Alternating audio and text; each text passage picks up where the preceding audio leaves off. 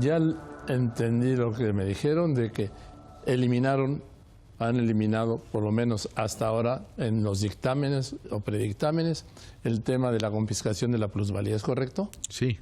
Bien, ¿así es? Es correcto, Joaquín. Quedó eliminado por el debate público que se generó. Se corrigió el proyecto que envió Mancera, pero quedan cosas igualmente preocupantes. Mira, te voy a leer un par de artículos que fueron aprobados el día de hoy en comisiones. La regulación del uso de suelo considerará la certeza jurídica a los asentamientos precarios que no estén ubicados en zonas de alto riesgo de preservación ecológica o en propiedad privada. Después, el reconocimiento de la posesión legítima del suelo que no derive de invasión o despojo como requisito suficiente para el acceso a subsidios o créditos para la producción social de la vivienda. Esto quiere decir que si alguien se establece en una plaza pública, en el camellón de Paseo de la Reforma, bueno, pues hay que darle certeza jurídica y no solo eso, sino que hay que ayudarlo con subsidios, con créditos para la producción social de vivienda. En fin, todavía hay cosas que siguen siendo muy preocupantes y que, bueno, pues en el Pleno debatiremos. Así es, diputada Delgadillo. No. Diferentes concepciones de para quién se está construyendo una constitución. Nosotros creemos que los asentamientos irregulares, como se dice asentamientos por mucho tiempo, ahí vive la gente, ni los camellones en este momento, ni las plazas públicas, ni Reforma. O sea, lo que estamos, sí, o sea, ni el Zócalo. Estamos hablando de todos estos lugares, Iztapalapa, Milpalta, donde la gente se ha tenido que asentar porque no hay vivienda accesible, porque se genera vivienda hoy para un mercado y no para una necesidad, que es otra de las cosas que también se tocaron hoy y se aceptó, la promoción de la vivienda de interés social como parte de lo que tendrá que hacer la Constitución para garantizar una mejor calidad de vida.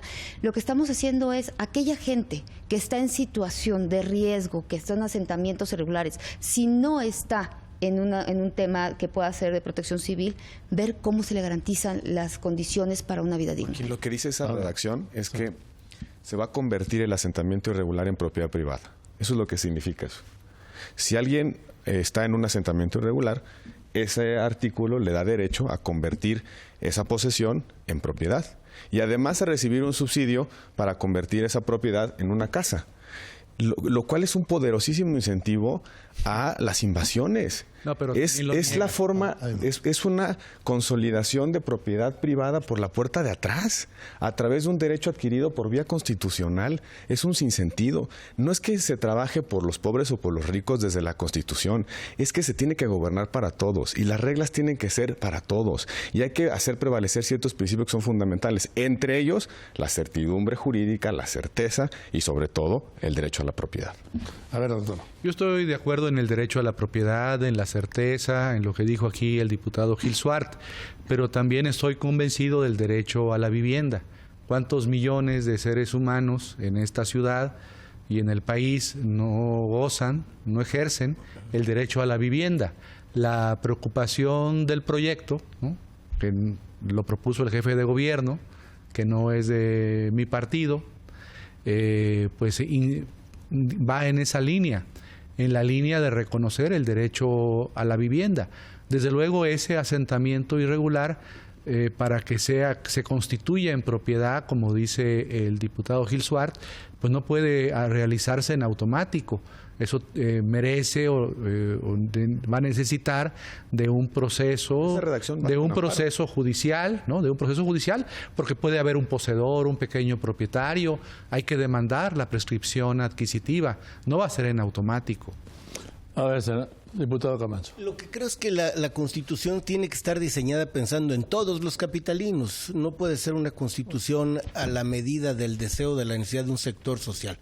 Creo que si hay una ciudad cosmopolita, envolvente y abrigadora de todos los mexicanos es esta.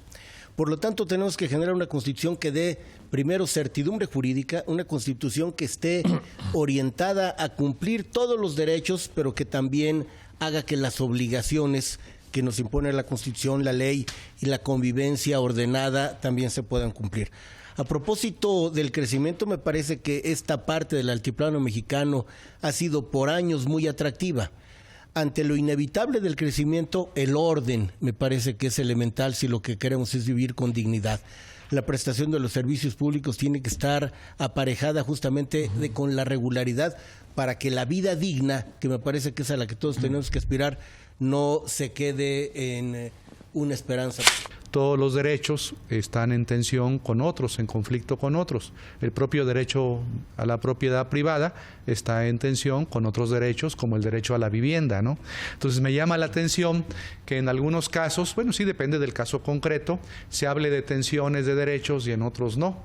Todo derecho fundamental o todo principio constitucional puede estar en tensión, en conflicto con otros principios y en otros derechos, y eso se armoniza a través de la legislación, se armoniza a través de la interpretación constitucional, como bien sabe el diputado Gil Suart. Una pregunta le puedo hacer, Joaquín. O sea, es decir, el derecho a la vivienda puede eventualmente, según lo que acabo de escuchar, prevalecer sobre la propiedad privada. Lo que nos está diciendo Morena es que le puede uno quitar a Jaime Cárdenas, le puede quitar, o Andrés Manuel López Obrador, no sé, ya me confundí, que puede a uno quitarle su casa.